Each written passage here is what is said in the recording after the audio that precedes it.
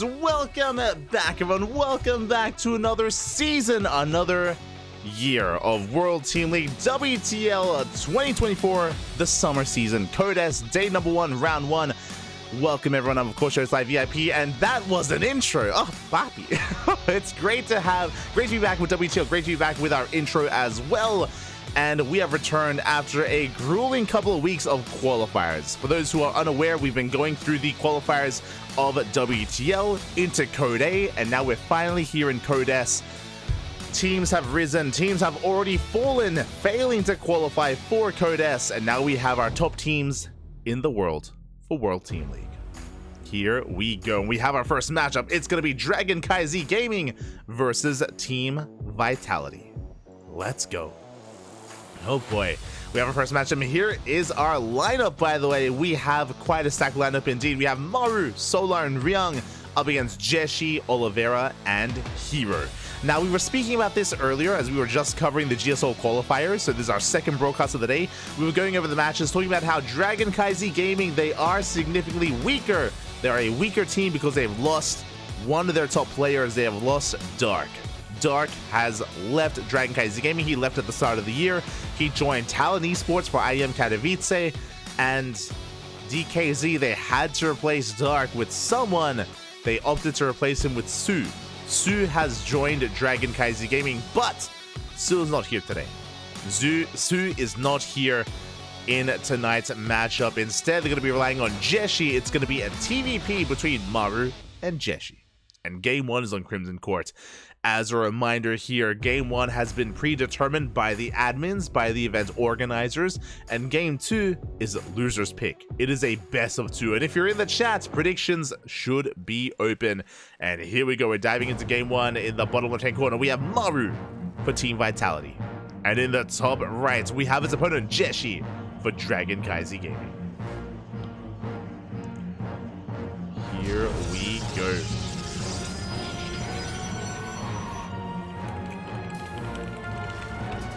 Here we go, as we are going to be settling in. WTL is back, light is back, happiness is back. It's all back, Papi. It's all back. Let's go. But here we go. We're settling into our first best of 2, and it looks like we're settling into our game. Again, Crimson Court is one of the newer maps in the map pool. Has a relatively straightforward rush distance across the map. And if you're in the chat, predictions are open. Place your bets. By the way, your bets can go either for a 2-0 score for either player or a 1-1 tied score, because it is a best of 2. That means ties are also possible in WTL. Bear that in mind. Best of luck with your predictions in the chat. Otherwise, we are settling into our game. We're settling into our game for now. It is going to be a standard opener here. Maru, I believe, going double gas, is going for a double gas opener into a faster factory, into a delayed command center, so something more aggressive out of Maru, going for a delayed CC. Meanwhile, Jieshi is opting to go for a gate expand into Cybercore. Standard opener out of Jieshi, aggressive opener out of Maru. Let's go. And we'll see what he does with this more aggressive build. Jieshi already starting to mine through those gold minerals on the right-hand side. Because of the layout of this map, by the way, there is an entire section of the map that is cut off from your opponents or from everyone. You have to mine through minerals or break down rocks to gain access to that location. Because of that, you can take very secure third bases here on Crimson Court. As we can see, Jieshi already working towards it. Meanwhile, a big shout out to the main sponsors of WTL. A shout out to Doyu, Bill, Autofool, and SC Boy. Less sponsors than previously, but a shout out to the sponsors that did stick around, that continue to support WTL and continue to support StarCraft. Much love to the sponsors. Big support. As Reaper gets across the map, we can see our tech of choice. By the way, Jieshi is going for a Twilight Council, not a Stargate. Twilight Council's in the main base. Yet to be scouted, yet to be determined. Maru still trying to find a way in. For now, is being zoned away. Jieshi, he cancels the scout, or cancels the shade, is in the main and zones Maru away. So far, good movement here out of Jieshi, keeping Maru out of the main base and making sure that the tech is as hidden as can be. Meanwhile, Maru, with that faster factory, is getting into Hellion production. He's going Reaper Hellion into a starport. which means Maru's going to be quite aggressive here, or he's going to be quite active with his Reapers and Hellions. His goal is to try to get a scout off, dip into a mineral line, and get some worker damage, and scout the tech. Speaking of, here come the Reapers and Hellions. They catch the Adept. Yeah, the Adept is going to be going down. We do pull back that Hellion just in time. We keep it alive, and Jieshi has to fall back.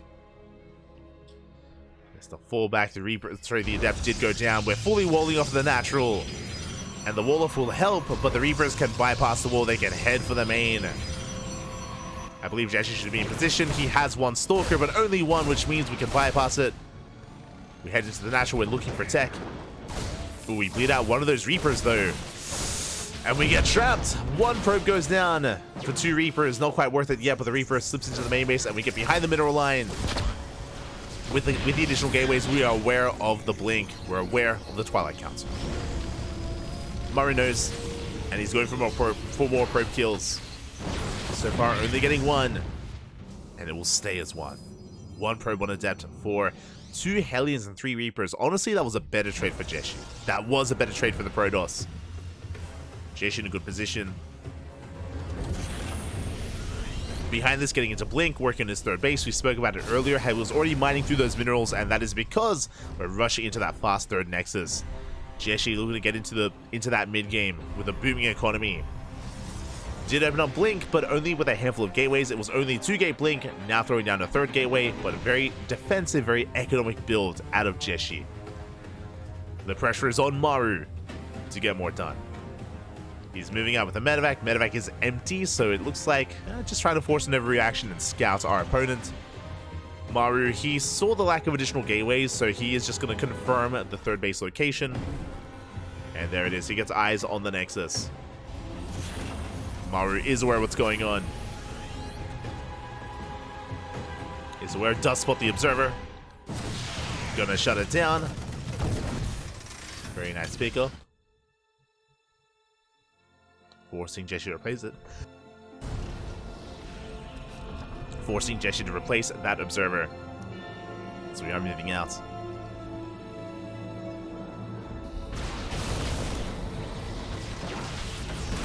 Tank does siege just in time. Stalkers, they're going for the Raven. They don't quite get it. They get a couple of hits in, but the Raven does survive.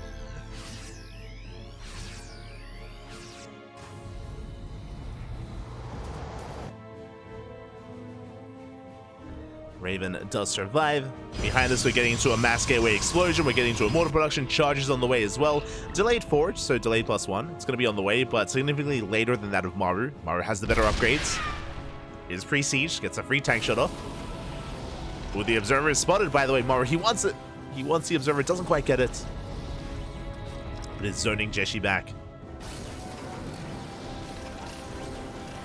Now, I could be mistaken, but I haven't seen a 3rd CC yet from Maru. I saw additional Raxes on the way, but if there was a 3rd base, I did miss it on the production tab. As Maru is pushing. Scans natural, gets eyes on the Immortals.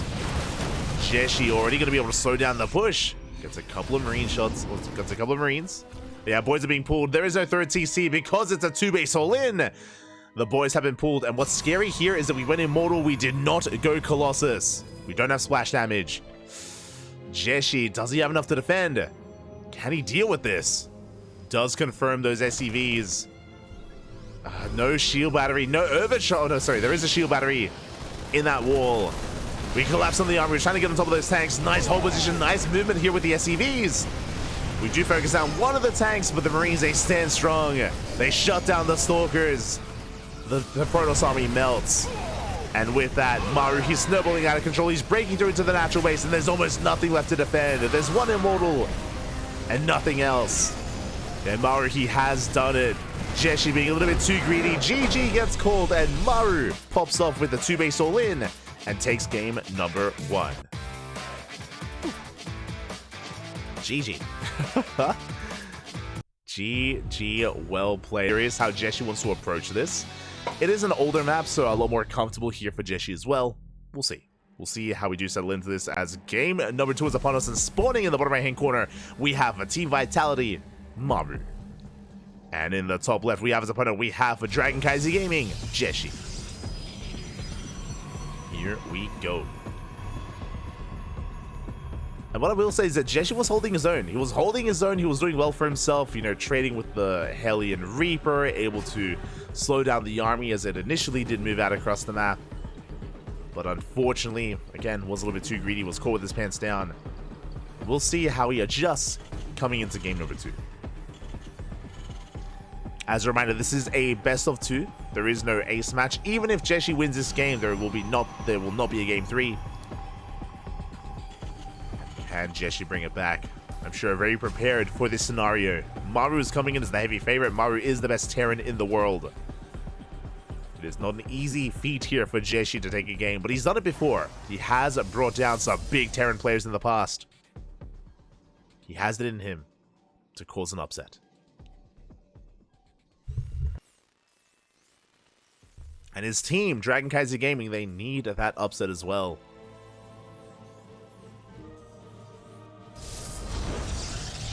Here we go. We're going to be going for, once again, a double gas opener out of Maru. It is going to be double gas from Maru, so once again, a faster factory.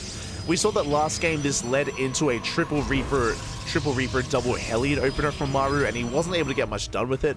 So I'm curious what he does with this factory rack setup this time. Could go into earlier Cyclones, could go into an earlier Widowmine for a committed Widowmine drop as well. That is also on the table. Or could just go Reaper Hellion again. Maru has options. You know, Jieshi going for a standard opener himself, just like the previous game. Reactor is done. We're going for Reactor to Reaper Hellion. Okay. This time we should have additional Reapers with us. We could even go up to 5 Reaper, 3 Hellion. We'll see. As we did mention, because of the double gas opener, Maru's command center is delayed. Is now going to be on the way, but has been delayed here in favor of the tech. Once again, the Twilight Council and Jieshi going for Blink. Now, last game, it was a 2-gate Blink opener into a 3rd. This game, I would not be surprised if we go for a 3-gate Blink opener instead, maybe even 4-gate. We'll keep an eye on the gateway count. We'll keep an eye on Jieshi. Meanwhile, Maru, he's getting into his Reaper Hellion, as we did mention. Remember, last game, there was no Reactor, so it was only 3 Reaper and 2 Hellion. This time, we can commit a little bit harder. We can and will.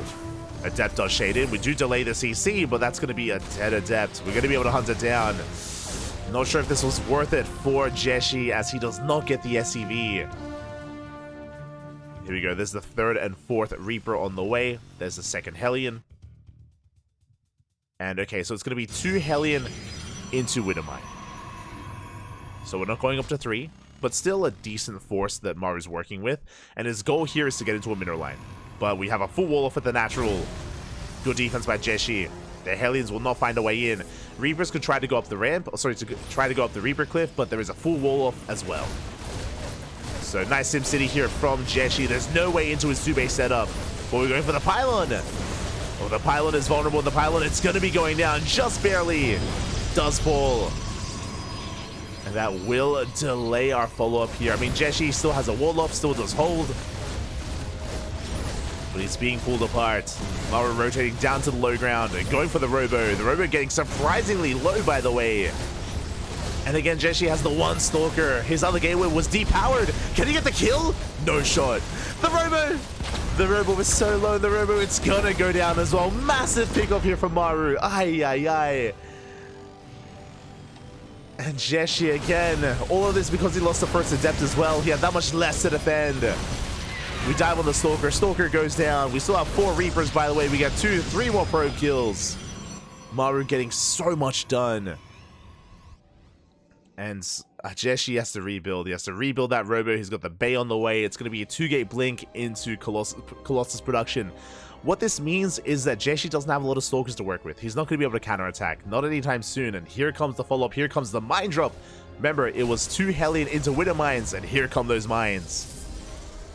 Maru keeping the pressure up. Where's the reaction? We do react in time. We do pull away. Up! Nice split there from Jieshi, bleeding out 3 probes. Could have been so much worse, but Maru saves the Widow Mines. That's what's scary. That's what's terrifying. The Widow Mines have been saved. They've been preserved. We can go in again for a second wave, for a second drop. Behind this, Maru is getting into his 2-base setup, getting into additional Raxes, tank production as well. There's that Colossus that we spoke about. Again, Jieshi's gateway count is still relatively low. I think he's up to 3 gateways now. He threw down a 3rd gateway, but he should be looking to expand.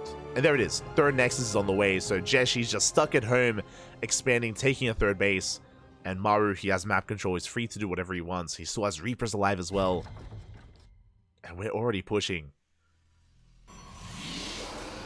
And because the robot was killed earlier, this Colossus is late. The Colossus production has been delayed. The upgrades as well. Jieshi is still not recovered. He's still trying to get his footing. Here we go. Maru is pushing in. Here comes a Mind Drop in towards the main. Jieshi does react in time. He pulls away. Oh, the Raven! Oh, Raven does live. Barely does survive. Mind Shot's going to be going off. And we're slowly leapfrogging forward towards that 3rd base.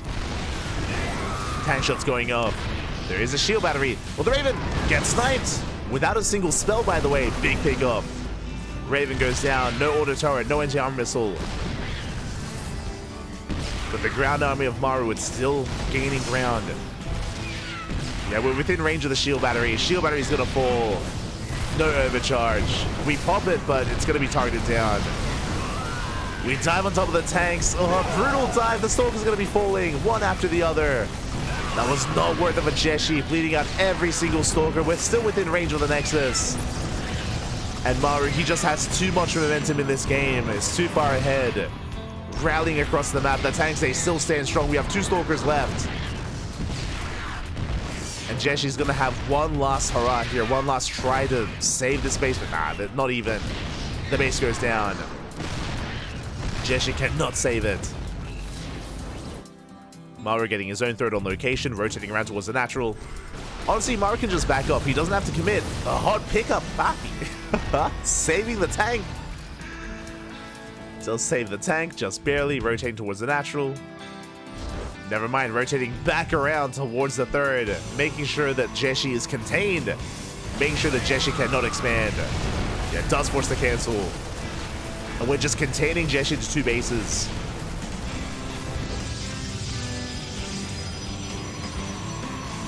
Forced to take a very exposed 3rd instead, taking the center base. Jieshi does have extended lance. Oh no, the pylon once again, it's going down. We take down the pylon, we're within range of the cyber core as well. Overcharge is popped. Jieshi trying to push out. But he's running into Marauders. The overcharge is putting in some work, but the tank volleys are too much. We're out DPSing the overcharge. The overcharge is good, but not good enough. Not against 4 tanks. As we get hull damage done. Jieshi is just being choked out at this point. Yeah, we take down the final Colossi. They're gonna fall, and that's all we had left. Nothing remaining here for Jieshi. And Maru does it. GG gets called. Maru kicking things off with a 2-0 score. GG. GG, well played. Again, a solid series there out of Maru. Jieshi was able to hold his own, especially in game 1. Game 1 was a little bit closer, but here in game 2, it was brutal. Having Maru pop off early on with his initial opener, with his Reaper Hellion. He killed a pylon. He killed the Robo. Killed the Robo as well. That was massive. Again, the dominoes that started falling one after the other once the first Adept died. And Jieshi. But here we go, we're diving into game 1, and spawning in the bottom right-hand corner of Oceanborn, we have for Team Vitality, Solar. And in the top left for Dragon KaiZi Gaming, it is Oliveira. Here we go. Whew. We have our second best of 2. Team Vitality already starting off with a pretty strong lead, with a pretty strong win. But Maru, he is the ace player of Team Vitality for a reason. And now things gonna get a little bit more difficult here for the team. Can they take it to the reigning world champion? As a reminder, some people do forget this, but Oliveira is still the reigning world champion. Yes, we did have IM Katowice this year, that is true. But if you remember, IM Katowice is no longer the World Championship for StarCraft. It has been moved to Gamers 8, to the Esports World Cup, essentially, that's happening in a couple of months. So technically, Oliveira is still our world champion. Do a technicality. Is still our world champion, and is actually also, fun fact, the longest reigning world champion in StarCraft 2. Just because, like, from year to year, from world championship to world championship, it's longer than a year. Longer than it normally is. But here we go. We're selling into our next game. I'm also really curious to see how Oliveira plays this out. Oliveira has been very experimental this new patch. This new patch, we've seen mech out of Oliveira, a very unique style of mech with the new Cyclone, with the new old Cyclone in a way. Has been having some mixed success. We've seen some quirky bio-based play as well. So my eyes are mainly on Oliveira to see what kind of build he comes out with. And then we're going to be relying on Solar to scout, to react, and to respond. So we'll see how they do compare to each other. But now it's going to be a standard opener. It's going to be a hatch gas pool out of Solar. Oliveira going for a Rax expand. Almost said a gate expand. Rax expand into his 1-1 setup. Nothing crazy yet. Also, if you're in the chat, predictions are about to close. Get your bets in. Get your predictions going in the chat. Get your gamba going with the channel points. They are about to close. As the Reaper does get across. Now we have our dance, our back and forth between the Reaper and the drones. So far, Solar doesn't bleed out anything. And we have a third CC before Starport. A very economic build out of Oliveira. Nothing out of the norm yet. Everything looking as it should from our Terran player. Which means Solar is free to drone. He's free to drone up, get into his queen production, and settle into his 3 bases. For now. Dark was officially a world champion for over a year too in 2020. He was, I believe. As we transitioned from BlizzCon to IEM. But if I'm not mistaken, I believe, like, month-wise, Oliveira is still exceeding that of Dark. Gotta get the math going. Gotta count the months.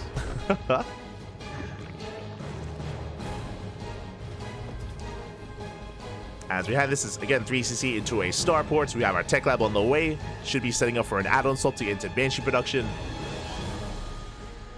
To get into our Hellion Banshee.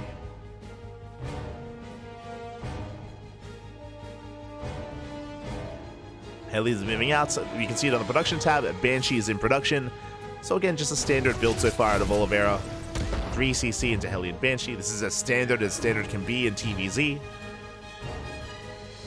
And I'm sure Solar very well rehearsed in his defense of this. Queens are amassing. We have a couple of safety lings in case Oliveira decides to dive into a mineral line. We have lings to stop that dive. And the name of the game for now is for Oliveira to keep tabs on the creep, to try to keep it at bay, to keep it in check. And to make sure that Solar's droning as well.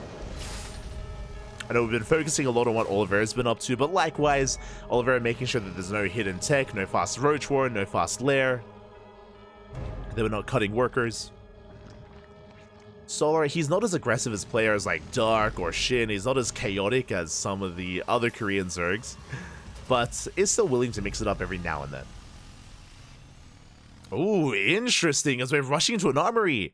Oliveira, he's going for a Hellbat push. That I was not expecting. Now, as a reminder, this is a Hellbat push, but it's off of the back of a 3cc opener. So this is not an all-in.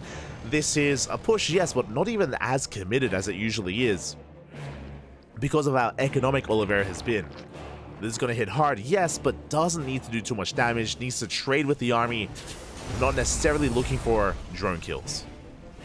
There's double eBay on the way to transition out of this. We'll see if Solar can keep up. No Roach Warren. Balin is halfway done. We're only going to have Ling Bane to defend. Oh, this is going to be a tough defense here for Solar. Can he pull this off? We're going for the 4th hatchery. And we're going to force a cancel. Yeah, Solar backs off. He knows he cannot save it. Good pick up here by Oliveira. We cancel the 4th. Banshees come together. Hellbats, they're morphing in. And the Balin is still not done. Solar is in trouble. Hellbats are pushing forward. The queens are amassing. Clutch Transfuse keeping the queens alive. Ooh, just barely. Very clutch transfuse. The queens are going to be able to hold on. Lings are getting annihilated. They're getting annihilated. They're melting here before the Hellbats. And we're breaking into the mineral line. We're busting in. So far, good reaction to Solar. He does save his drones. Drones are being saved, but the queens are going down. And we spoke about this. We don't even need drone kills. Oh god, they're so close. Get away. Oliveira chasing them down, but with reinforcements, it looks like we will clean this up. Solar bleeding out 3 drones, but saves everything else. Does save his mineral line. Again, that could have been so much worse. That could have been game. If Solar had lost that mineral line, that could have been game then and there. He does preserve it though. Banshees, they get into the natural. They get a couple of extra drones. We have enough queens to hold on. But remember, Solar did bleed out a lot of queens in that defense. He has 4 left. That is enough to inject. There it is. You can see there 5 queens went down. And Oliveira, he's happily transitioning and happily getting into his 3-base economy. You can see that Oliveira is up in workers. He's got 66 SCVs compared to the 64 drones of Solar, plus mules. Oliveira's ahead. Again, showing that he didn't even need that drone damage to find himself in a good position. Now, the downside here is that Oliveira did delay his upgrades a little bit for the armory push. His E-base was delayed. And now we're moving out across the map, and we're looking to deny that hatchery once again. Now, Solar's double expanding. He desperately does need a 4th. So he's getting a 4th and a 5th base at the same time. One may be cancelled, but the other should finish.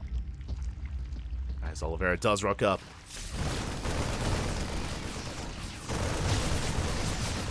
We'll be trading with the queens. Clutch Transfuse out of Solar does hold on. Yeah, banding speed kicks in, and we do hold on to the base. This is a big win for Solar because he gets away with double expanding. Gets his 4th and his 5th. Right now, Solar just trying to recover, trying to stabilize. 2-2 is on the way for Oliveira. Solar dipping in. Fighting on the edge of that tank. Of that tank range. And behind this, we're getting into our tech of choice. It's going to be a Hydra Den, not a Spire. It's going to be Lingbane Hydra out of Solar. Pretty standard setup here. Working towards his infestation bit, working towards Hive Tech.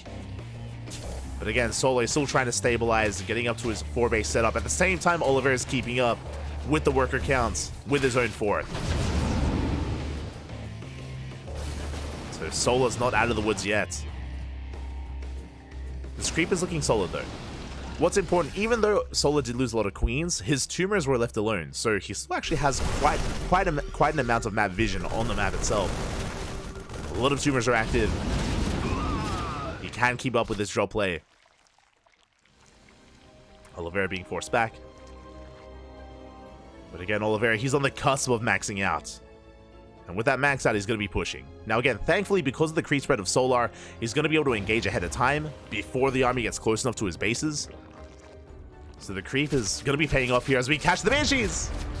Very nice catcher from Solar. Gets 1. And here comes the push from Oliveira on that left-hand side. Again, you can see that the creep is lacking a little bit towards this location, towards this area. Oliveira is pushing. Now, this is going to be a tough defense. The Hive is just now starting. There's no Vipers ready for this. It's going to be Lingbane Hydra. Banelings are on the way. Oh! Widow Mines did not go off. Oliveira is pushing. Yeah, solid tank line. A good spread as well. We clean up the creep. And we're encroaching upon that hatchery. Solar getting ready for a surround though. Does push in, takes out some Marauders, takes down a tank. Again, Solar doesn't commit. He's trying to pull the army further onto creep, deeper onto creep. And there we go. We are going to be collapsing. We do commit. 1, 2 tanks going to be going down, but we don't have enough Lingbane. Oh, that tank on the high ground. Doing so well for Oliveira. Massive tank shots going off. But Solar's holding.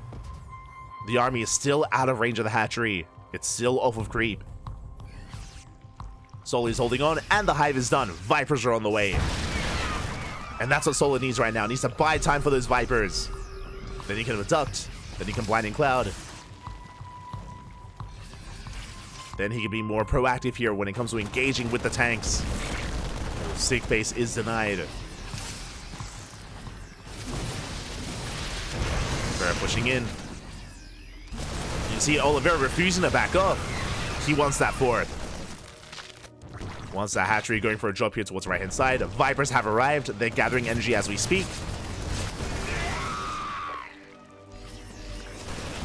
I think there's 2 Vipers, maybe 3, at least 2. They're on the way. Adrenals being researched. 3-3 starting up here for Oliveira. Throwing down 2 more CCs behind this. 3 more even. And here come the Vipers. We get 1 tank for free. Good pick off there from Solar. Yeah, we can see Oliveira. He has to back off. Ooh, big mine shots though. Big mine shots on Ling Bane. Oliveira bleeds out 1 tank, then retreats, respecting the army of Solar. Whew. And now, Solar, he has room to breathe. This has been a tense couple of minutes here for Solar. He's been up against the wall, but the army backs off thanks to the Vipers. And now Solar, he can stabilize, settle into his 6 base setup. The creep is spreading. Solar suddenly has map control. You can see how the pendulum swings in favor of Solar. Now with the higher form of tech. Oliveira, he's backing up. He's getting into ghost production, but he needs more time to get into those ghosts. As I say that, that's a pretty solid ghost count. Solar can't quite commit here. Oliveira getting his 5th. Vipers pushing forward. Show us the EMPs. Not quite there. Blinding clouds on the tanks. Solar pushing forward and getting on top of the tanks. Getting on top of the ghosts as well. Massive pickups. Ooh, so many tanks. So many ghosts go down. Aye, they were caught out. And Solar is snowballing out of control. Oh, it's what a good 5-6 ghosts falling. We take down another tank as well. Things getting a little bit messy here. Reinforcements on the way from Oliveira. Solar running out of Ling Bane. Does have to fall back. And both armies are hurting. But that was so many ghosts, so many tanks falling here for Oliveira. Solar, he smells weakness. He knows that Oliveira, he's barely holding on. We've lost our Sim City, we've lost our defensive position, and we have lurkers on the way. Lurker gen is done.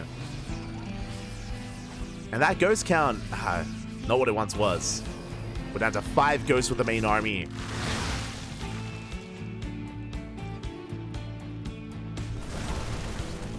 Solar looking to remax, looking to rebuild. And he's on 86 drones. Once again, collapsing on this. The tank is exposed. Didn't quite get it though. Force back. Yeah, Solar overextending a little bit there. Does have to pull back. Still has yet to max out. Ooh, Solar even supply block. Now is not the time. Yeah, bled out some overseers. Did get supply blocked. Solar going for a Nidus Storm towards the natural. Nidus does not finish. I think the lurkers are in the Nidus Storm, by the way. I believe that's where they are.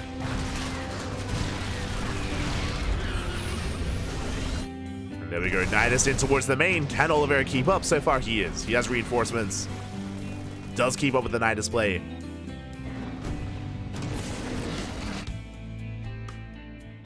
Nidus Storm gets shut down. Again, if at any moment Solar can bust into that main base, if he can camp the production and get those lurkers in position, then he can just go for a checkmate move. Nidus with the left instead. Infestors are on the way. Ooh, big mine shot once again. Oliveira, he does hold onto his bases here, clearing up a lot of creep. Does spot the Infestor. And after respected, pulling back. EMP does graze it here. Fungal connects, but I'm not sure if we have a follow-up. Ling Bane dives on forward, but we have tanks in the back line. Oliveira does hold. Yeah, a bit of a shaky back and forth there. Another Nidus on the way. Solar pushing on forward, getting on top of the tank once again. But we're bleeding out a lot of Ling Bane for this. We do get the tank, but not sure if that was quite worth it. Yeah, we do end up losing a lot of Hydras in the process. Fungal does connect, but there's not enough wings. Not enough follow-up. Snipe's gonna be going off. We don't have detection! No! No detection! The Hydras go down! Lings as well, the ghosts are popping off. Overseers are on the way, but alas, it's too late. At the same time, going for a big lurker counterattack. We get on top of the planetary. That was a big win for Oliveira on the right-hand side, and he saves the planetary as well. Uh-oh. Saves the base, shuts down the Hydras. Ooh, forcing some friendly fire from those Widow Mines. That was like 3 ghosts going down. Jesus. But Oliveira has momentum. Looking good these past couple of engagements. Overseer gets sniped.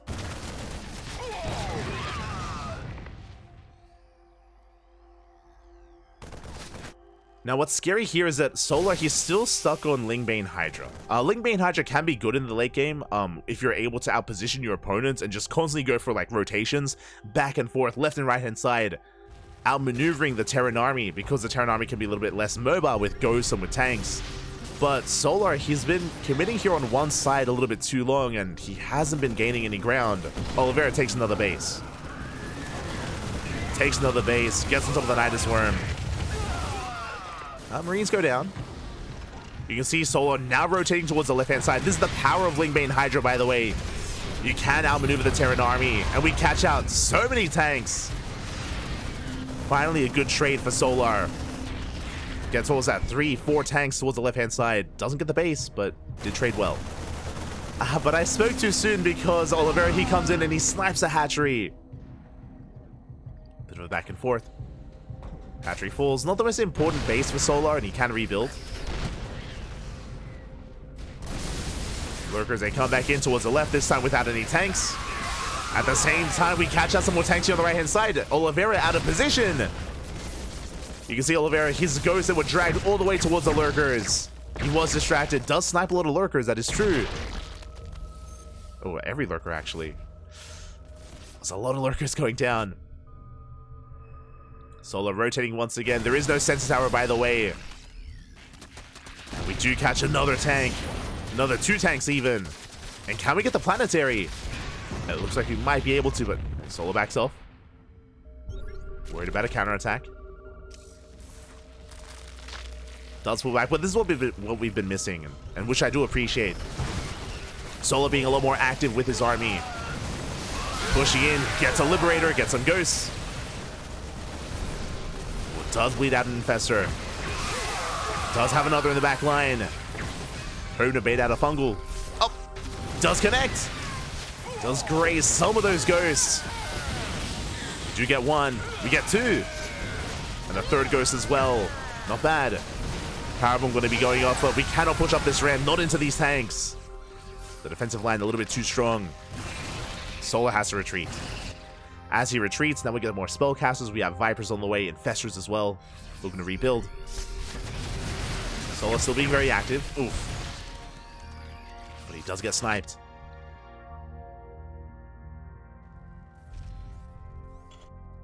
And he was able to cut off the main army from that center base, but he hasn't shut down the planetary yet. We're going for the Ghosts. Brutal mine shots going up. Solar once again pushing deep here. Gets a couple of tanks, but we're bleeding out a lot of Lingbane.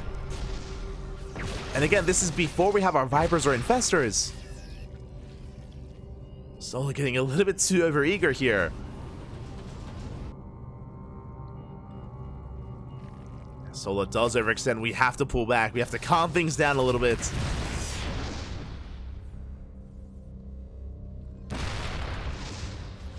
As Oliveira does maintain his position on his 6 bases. What's scary here is that Oliveira didn't lose any SCVs, didn't lose any bases themselves. Drop comes in, takes down another base. And the problem here is that if we're going for a longer, drawn-out split map scenario, that's where Broodlords come into play. That's where the Zerg player ideally has to transition out of this and into something more robust. This Lingbane Hydra composition, it needs to trade. And if we're not trading, then we have to favor the Terran. But here we go, we're going in once again, this time with Vipers. do blind and cloud one of the tanks, but the position is just too strong. Solar cannot push in. Lurker's now finishing up. Solar has to retreat. Does find some tanks here towards the left-hand side. Goes out of position. We do get 2 tanks, maybe even a 3rd. Oliveira bleeds out of base. Oh, sorry, Solar bleeds out of base.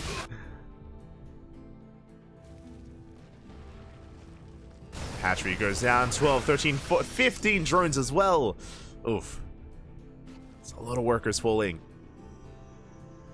And Solar, he needs that hatchery. He needs to be up a base compared to the Terran. It's typically how the dynamic works here. Zerg players need to be up a base, otherwise the more efficient Terran army will snowball out of control. Lurkers are coming in. Line shot's going off. Lurker goes down. Solar slowly pushing forward with those lurkers. Nukes are on the way. Oh god. Not like this. Oliveira going for the mental warfare, trying to force some PTSD out of Solar. I'm sure he's recovered though. It's fine. It's fine. It's fine. As Solar pushing onto the high ground. He did take down the tanks earlier. 9 CMPs on the Vipers. But Solar has the high ground. He has the infestors. Fungal's going to be going off. They do miss the ghosts. Not a bad position for Solar, but he has no lurkers with this. He's committing. Uh-oh. Big EMPs. No more Fungals. And Solar, he has to fight his way back out. Infestors will manage to get out. Some Hydras as well.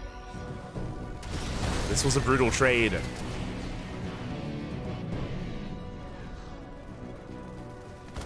Again, Solar, he finds himself with the high ground, but he couldn't quite do anything with it. Did he get some ghosts?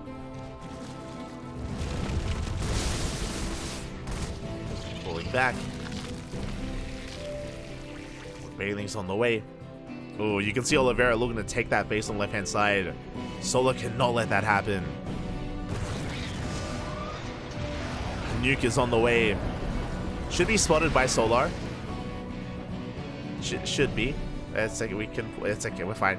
we're pulling back, it's fine. Nuke just zoning Solar away. Meanwhile, the hatchery, that's a kill, not a cancel. And Oliveira, he's taking a 7th base. It's going to be 7 base versus 7 base. And Solar, he's burning through his bank. Looking for a good fight, rolling in. But the last Oliveira's in position. Let's find a tank on the right-hand side. Not bad. Now, this one finishes up. Lurkers, they can actually find some good positioning here. But last, we do have to fall back. There are tanks lying in wait. At the same time, Solar, he does collapse on the main army. Where were the ghosts? The ghosts were not here. And Solar, he will deny the 7th. Will deny this CC. Big pick off here. Getting every single SCV as well. Solar, he needed a win like this. And he wants the tanks. They're unsieged. He gets 2. 2 tanks go down. The ghosts are forced back as well. Solar barely doesn't have enough to keep going. That was a good fight. Got 19 SCVs. Got some tanks. Got some ghosts. Trading out mainly Ling Bane.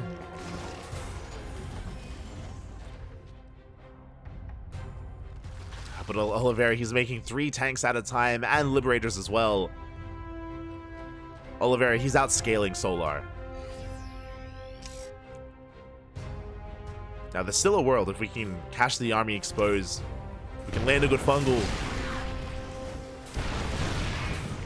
But you can see that Oliveira is focusing his entire attention here on the bottom left at that 7th base. Liberation zones have arrived. We have freedom. Yeah, big EMPs on the Vipers as well. No blinding clouds, no abductions. Yeah, we just have a massive siege line behind this. Oliveira, he holds. He does take game number 1. GG. Oliveira fighting back for Dragon KaiZi Gaming. Whew. GG, well played.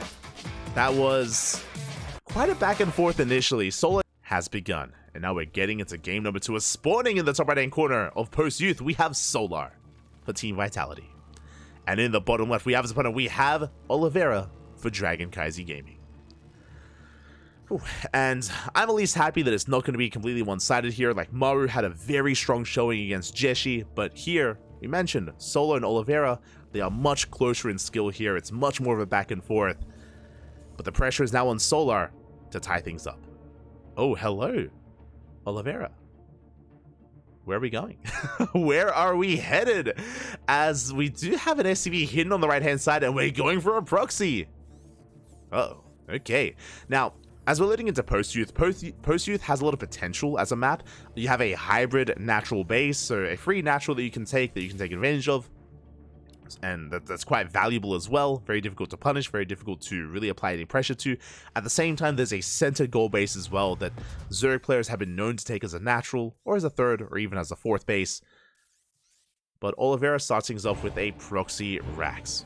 Now what's interesting is that it's only one SCV. He's not sending out multiple SCVs for like a proxy 2 Rax or proxy 3 Rax. It's only going to be the one. Does have one gas behind this. I'm curious how this all comes together. I'm quite curious here. Okay, it's going to be Proxy Reaper from Oliveira. With this SCV, he can try and go for a bunker as well. That's how you would approach this in a TVP. But, yeah, just going for the initial Reaper. SCV's coming in, and he's going for a CC behind this. Okay, so it's not a committed proxy, just an initial Proxy Reaper, just to apply some pressure. Now, with the first and second Reaper, I believe the goal here is to delay that third. And there's that bunker that we spoke about. We throw down the bunker outside of the natural in the main, and the goal here is to get on top of this drone to delay the third base for as long as we can. To contain Soul to 2 bases, Reaper has arrived. Drone is going to be hunted down, and we do not get away. The drone does fall, and Soul is contained. It's a big win here for Oliveira. Now, thankfully, Oliveira is forced out of the main base. Thankfully, because of the gold minerals, being stuck on 2 bases isn't the worst thing on Post Youth. It's not as awful as it would be on a regular map. So Solar, he at least has the gold minerals that he can prioritize, but so does Oliveira, is the problem. And with that bunker finishing, with a Marine now arriving as well.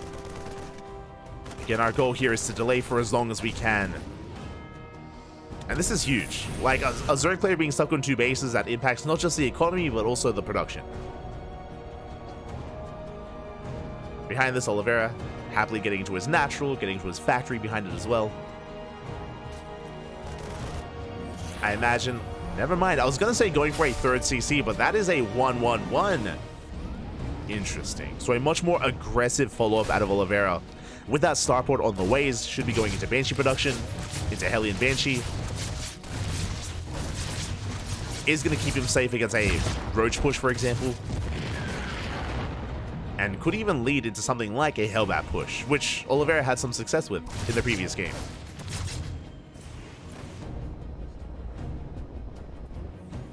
There it is. It's going to be a 1-1-1, followed by the third CC. Starport is finishing. We have the Tech Lab on the way, manually, by the way, and we have our answer. It is not going to be a Banshee opener. It's going to be BC. Battle Cruisers are on the way. Oh boy. And there's a lot of room to work with on Post Youth, with BCs. Overlord is a little bit too far back. We need to get a scout off. We need to get eyes on this to prepare back at home. And we spoke about how without the third base, that doesn't just impact the drone count, the economy, but it does impact the queen count as well. So this is actually really smart from Oliveira. Containing on 2 bases, then going into BCs, knowing that your opponent is going to be down in queens. I'm concerned for Solar. But again, it does depend if he's able to get into the main base. If he can scout that fusion core, then he can respond. He can throw down his spore crawlers.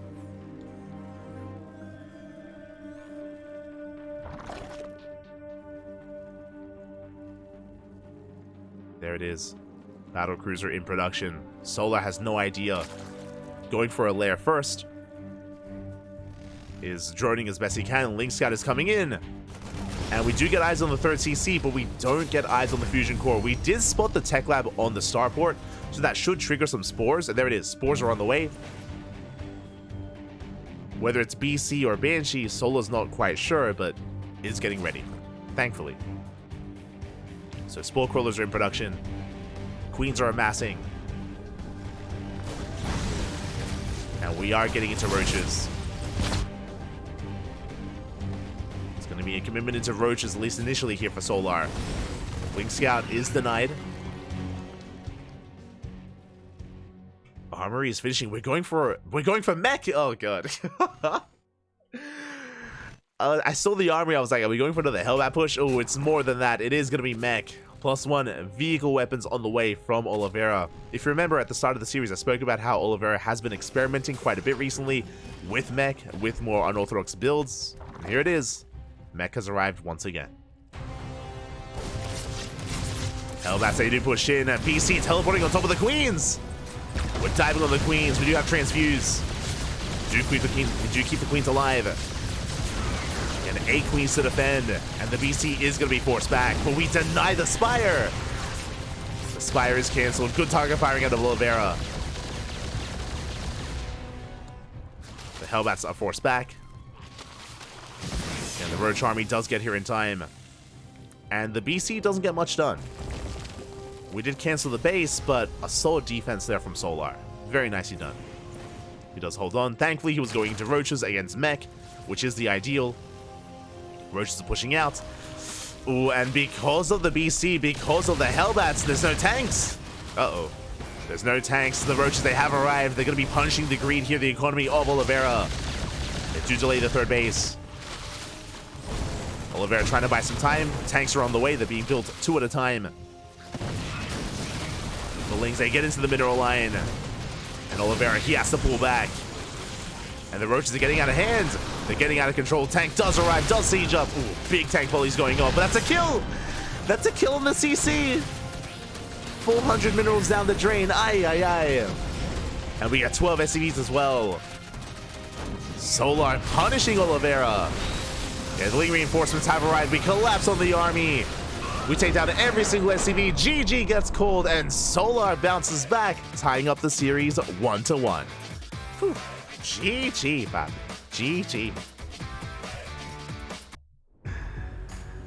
GG, well played. Solar, thankfully, happened to be going into Roaches, regardless of the build of Oliveira. Happened to be going into Roaches, working towards Roach speed. Oh, this is a best of 7. I do see some people in the chat signing the on-side team, or partnering his trophy case on the right-hand side. But here we go, spawning in the top right-hand corner of Ghost River. We have Ryung for Team Vitality.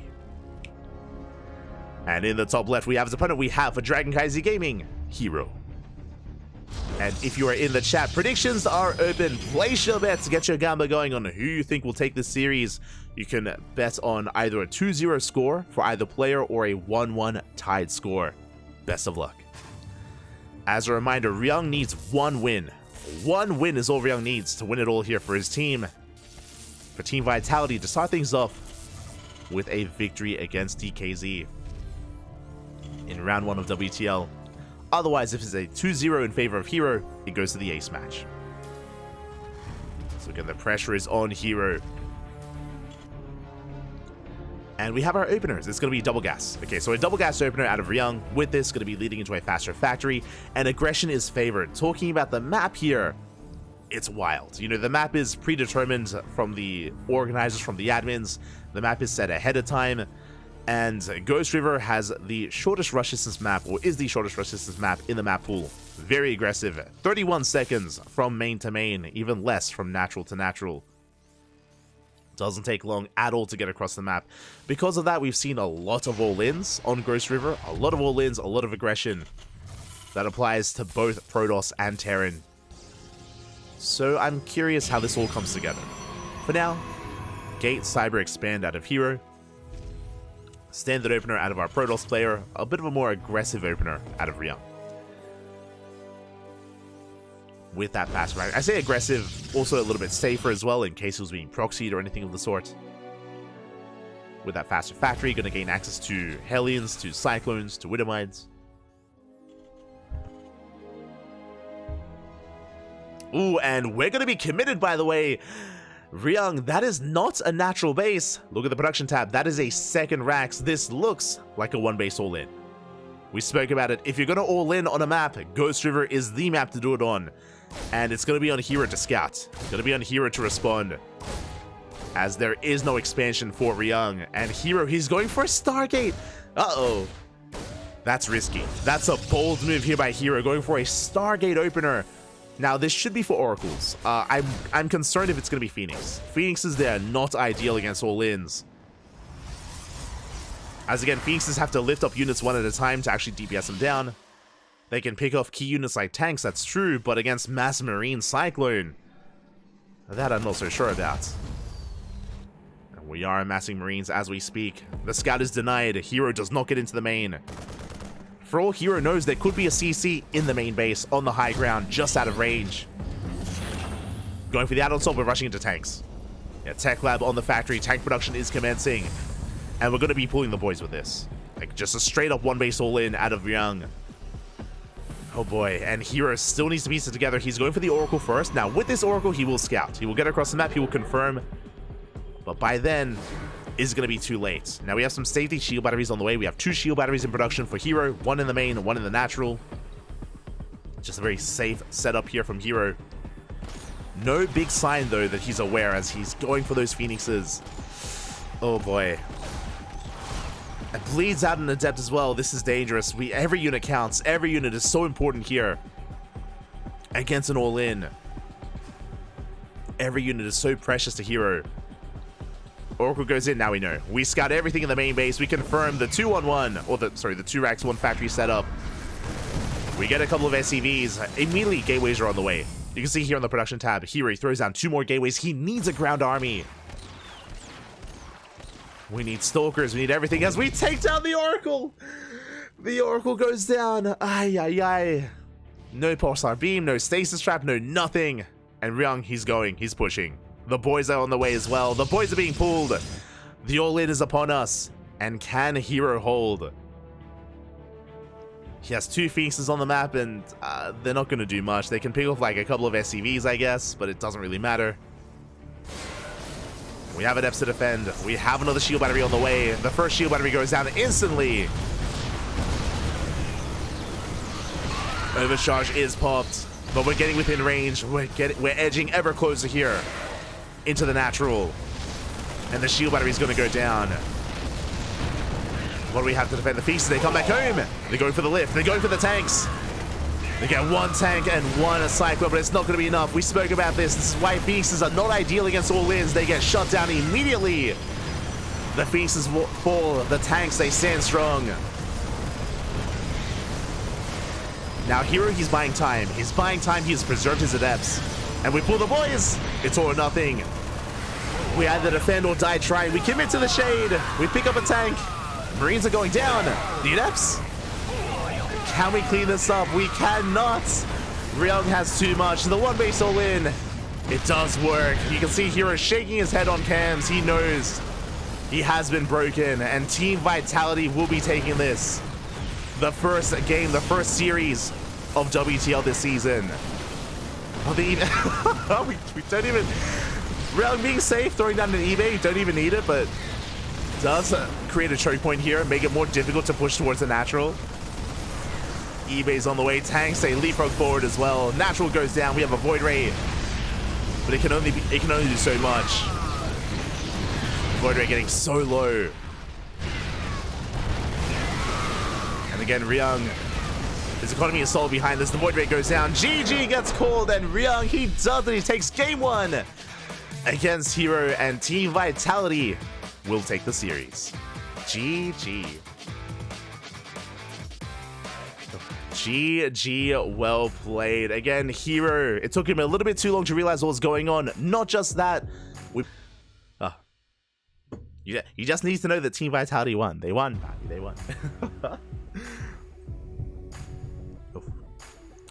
So we are just setting up here for game 2. Dynasty is going to be an interesting one. Dynasty, of course, is a map with a Pogged gold base. As a Pogged gold, can be quite influential as well. Can be risky to take, but you can snowball out of control with it.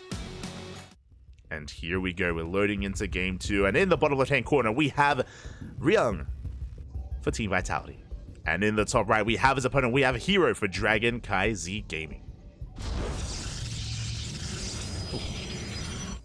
Again, Ryung coming with a very specialized all-in in game number 1.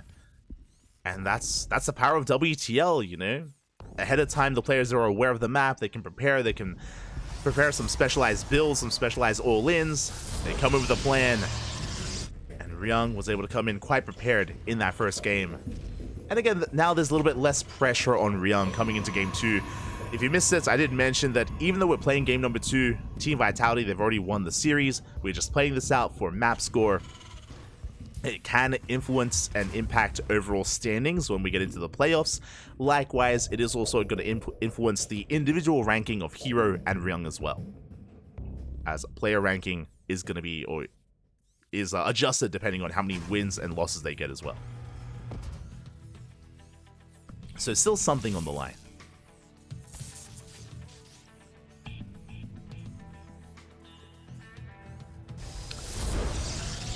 Here we go, as Ryung once again is opening up double gas. He's going for a double gas opener. It's going to lead into a faster factory, into a delayed CC. I should emphasize as well that because it's double gas, technically this could lead into a one base all-in, which Ryung did flaunt earlier in game 1, so that's going to be in the back of Hero's mind. It shouldn't be a one base all-in, but clearly anything is possible. Hero being a nuisance with that probe in the main base does confirm the factory, at least. But the Reaper's on the way, and the Reaper should hunt down this probe, but we have the recall. Hero will save it. And we'll see where Ryung takes us from here. If he goes into a delayed CC or into another Rax. Meanwhile, back at home, Hero opening up Gate Cyber Expand, standard opener out of Hero, and this time, Twilight Council. Thank God. We're not going for a Stargate opener this time, it's going to be a Twilight Council instead from Hero. This will be for a Blink-based opener instead. This is much more robust, a much safer way to play from Hero, which makes sense after game 1. Doesn't want to get caught out. Doesn't want to get caught with his pants down. Now, meanwhile, looking in the main base of Ryung, we have a CC on the way, so it's not a one base all-in. It's going to be a delayed command center here, and Ryung with his factory is going into early Widowmine production. So this is going to be leading into a Widowmine drop. Widowmine drop followed by the expand from Ryung. And Hero is opening up Blink. Now, the question becomes, for Hero, how many gateways? This could be a 2-gate Blink build, 3-gate Blink, or even 4-gate Blink. Depending on how many gateways, will depend on how aggressive Hero plans on being. There we go, 2nd gateways on the way. So we'll keep an eye on his production, on any additional gateways. Robo's being thrown down behind this. So far, everything's looking standard from Hero, just 2-gate Blink. And it looks like Hero, he's going for the expand. He's going for the gold. Okay. Or at least he has his pylon set up there. As Hero is settling into his 2-base setup, he moves out with his Adepts. Ryung, we spoke about earlier, is going for a Widowmine drop. Medevac has arrived, and the Mine drop is moving out across the map. We do spot the Adepts. Likewise, the Adepts spot the Medevac. So Hero, he's aware that Widowmines are on the way, or at least a Medevac is on the way across the map. Ooh, Ryung trying to catch out those Adepts. Okay. Ooh, but we don't wall off. We get a full scout of the main base. Hero does get eyes on the 111. Does get eyes on the production. And of course confirms the CC on the low ground. He's aware it's not a one base all in. And Hero is going for a 3rd. So it was a 2-gate Blink opener into a 3rd base. Hero getting into the mid game. A much safer economic build out of Hero. Getting into a 3rd. Widowmine drop didn't commit across the map because it got scouted, for those that are curious. The reason why Ryung dropped the Widowmines where he did was because he got scouted, and he respects Hero enough to know that he would be ready back at home, so doesn't risk it. Trying to catch those Adepts instead.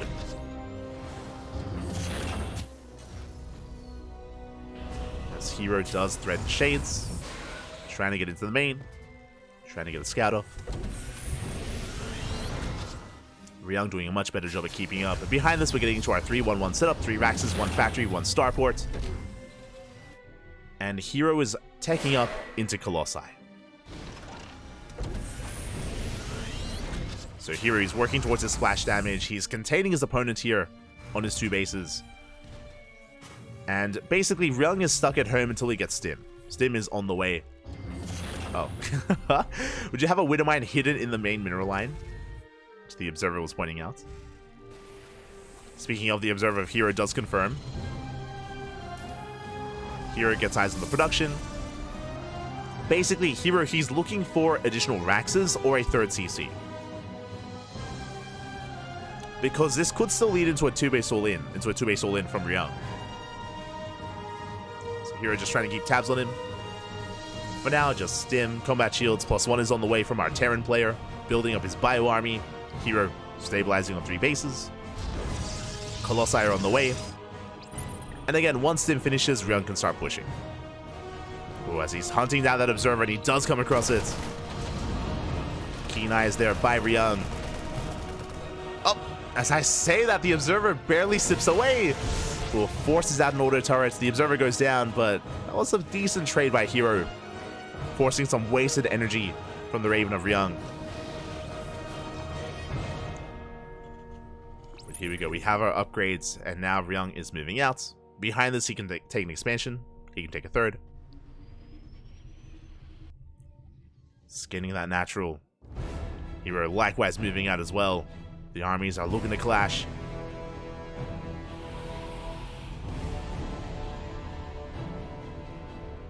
Ryung skirting around the edge of the map. His army is spotted by the Zealot. Big scout there by Hero. He's aware of Ryung's location. He's moving out. Trying to catch him on the ramp. Likewise, Ryung spots the main army of Hero. He's pulling back. So we have a bit of a back and forth here. Trying to find a way through. Ryung picking up, going for a Doom Drop. There is an Observer in position, though. As Hero rotates over, he gets eyes on the drop. Does spot it, does react in time. Ryung knows he got spotted, he pulls back. And again, both armies trying to outposition each other.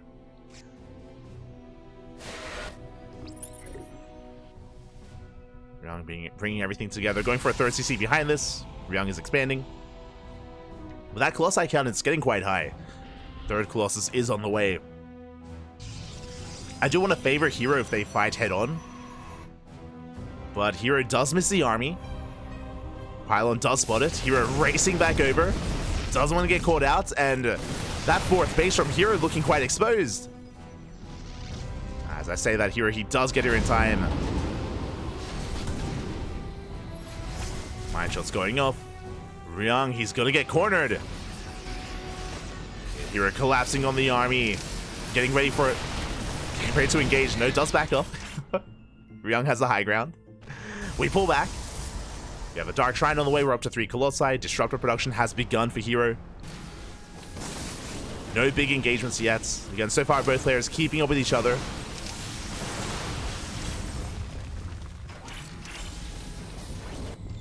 Ooh, as Hero, he's going for a bit of a split push. Sending out a big Zealot run by, but he gets caught out. Yeah, a lot of Zealots going down. Hero coming in from the right-hand side. It does avoid most of those mine shots. Ooh, but they connect with the sentries. That's 4 Colossi, by the way. Jesus. That's a lot of Colossus. That's a bit overkill. And here we go. We are committing. We collapse on top of the tank. The Widow Mines were cleaned up. The tank goes down. Ryung, he doesn't want to back off, though. Gets the anti-armor missile on the army. Diving on top of the Colossi, but the Zealots, they're going ham. They take down the Bio.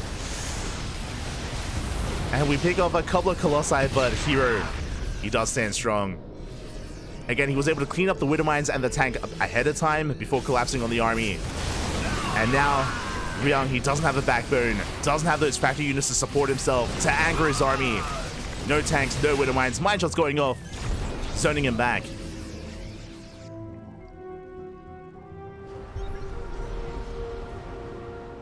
You're going to be retreating for a moment. I mean, that Viking count is still quite substantial.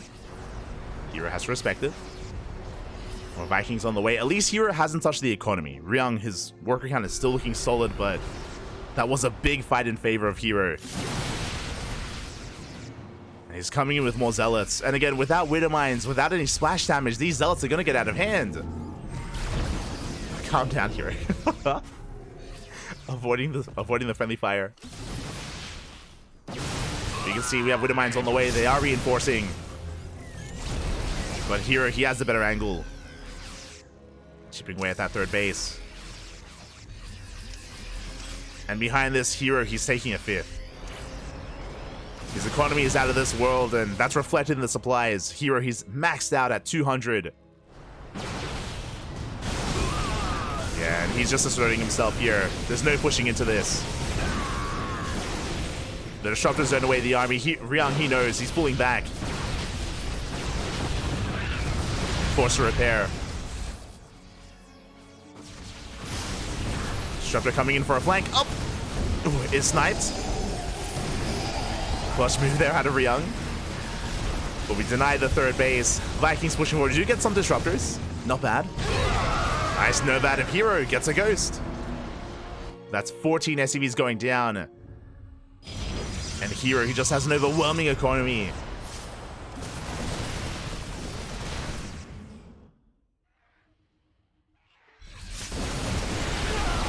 We have some good EMPs. They connect with the Stalkers, but not on the Zealots. Yeah, we're pushing on through. Good control of the Hero, pulls back the Colossi, keeps him alive. Ryung is barely holding on. Like, EMPs are carrying Ryung right now, holding him, keeping him in this game. But he cannot expand. He cannot take a fourth. He's stuck on 3 bases. Hero getting a 6th.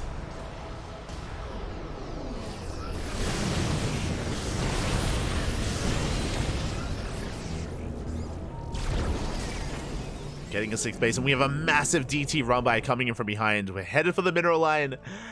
Not much to defend back at home. Ryung, all of his attention is here on the front lines, and the DTs, they get in. The natural into the main.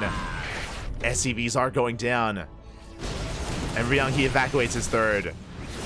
He knows he cannot hold on. And that's 17 SCVs going down. He's being pulled apart. Hero showcasing why he is the best Protoss in the world. Denying the gold. And you can see Ryung leaning back in this chair there for a moment. It's all or nothing here for Ryung. Does catch a Colossus. Good pickoff. Gets one. Good split against the Nova as well. Again, Ryung, he has a comparable army here to Hero, but he has no sustain. He has no economy, he can't rebuild. Ryung is essentially all in. What you see is what you get. One good fight is all he's hoping for.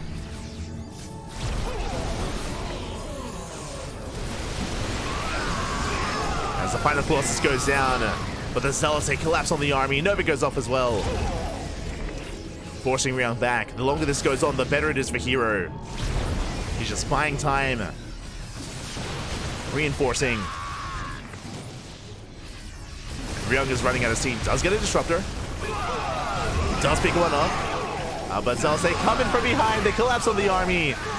We blink on forward as well, and Ryung, he has nothing left. GG gets called, and Hero will tie things up 1-1, redeeming himself here in game number 2. GG. GG, well played. That was a very tense game. For most of that, we had just Ryung and Hero just posturing back and forth, just non-stop army movement, trying to get one over on each other. But eventually, Hero pulled the trigger. If you remember, when it came to the moment that Hero gained momentum in that game, he was able to clean up all the Widow Mines on the right-hand side, collapse on the tank, deal with the anchor that Ryung had with his army, and yeah, with that, he only had bio left. He was picked apart. GG, well played. A shout out to Hero here for fighting back for his team, but congratulations to Team Vitality as they do claim their first win here in WTL. GG. GG, well played. It's going to be a 4-2 score in favor of Team Vitality, but a shout out to KaiZi Gaming for making a series out of that, for Hero fighting back, Oliveira as well. With that, our first series is in the books. We're going to be going on a short break. When we return, we have our next matchup, Shopify Rebellion versus Berserker Esports. Let's go. Take this moment to get some snacks, get some water, take a break, and we'll be back shortly with our next series. See you soon.